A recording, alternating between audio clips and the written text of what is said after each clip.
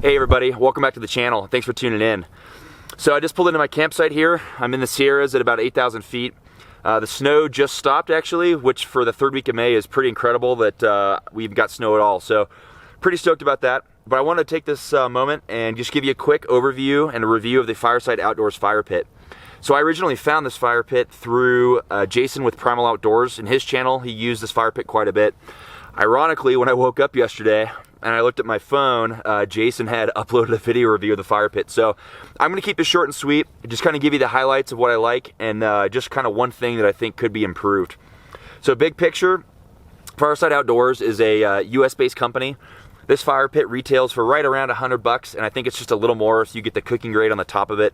As Jason actually talked about in his video, the cooking grate sits so low on the fire pit though that it would be really hard to kind of cook anything over the fire unless you basically were down to ashes and coals. So I just went with this model.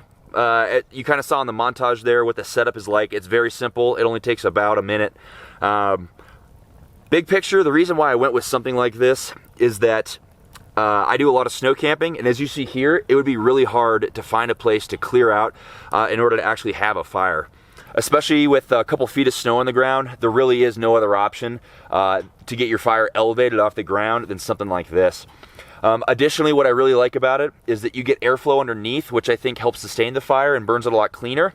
And then lastly, and this is probably the biggest one, is, you know, I try to abide by leave no trace. I personally hate when I drive up on a campsite or somewhere serene where I think I'm, you know, the only one that's been there in a long time, and you see some leftover ashes and a rock fire pit circle. So what's really cool about this is that I can burn all the ashes, let it cool down, and then dump this thing out in just a couple minutes.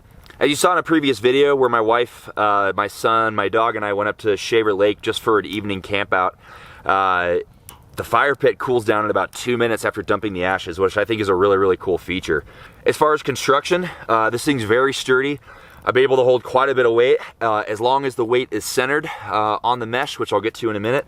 And I think this thing, for the price, the fact that it packs away in just a small little package that I can shove in the back of my Jeep, I think this is a great buy. You could buy something like a solo stove, which I think is a great option, but some of those downsides for me is that I just don't have the room in the back of the Jeep for something that can't collapse down. And then additionally, I've heard multiple reviews of the solo stove being really nice and warm on the top, but on the bottom, it stays pretty cold. So something like this, you're able to tuck your feet underneath and get that advantage of getting heating from below. Okay, so the one thing that I think could be improved, each of these side panels, while awesome that they can fold up, aren't connected to each other in any way. So what that means is if you put a log across the top of any of these, especially with heat, the aluminum is gonna flex. And you may have seen on this far side over here, I've already bent it from using it. Now at the end of the day, it's not a big deal, and it's kind of rare that that comes into play, but for something like tonight, where I'm gonna have to dry out some wood, and the only way that I can do that is to put it on the outskirts of the fire, that could definitely be a factor.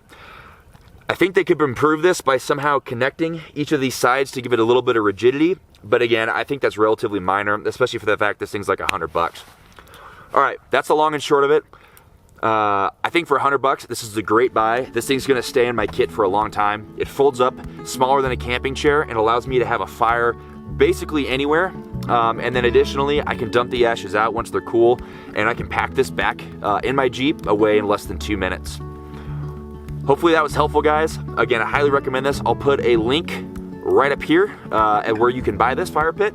I wasn't sponsored in any way. I bought this with my own money. I love American-made products. I think this is very well built and very well priced for what it is, and I highly recommend it. All right, with that, we'll see you on the next one.